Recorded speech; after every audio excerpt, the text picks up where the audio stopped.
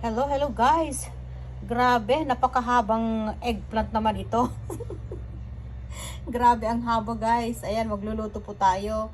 Either na lagyan ko siya ng egg o kaya either lagyan ko siya ng tomato at saka ah, sibuyas. Ayan, kasi ito po yung request ulit ng aking anak. Ayan, kaya either you can put egg, mommy, or either tomato or sibuyas only said. Onion, ayan. Okay, kaya ito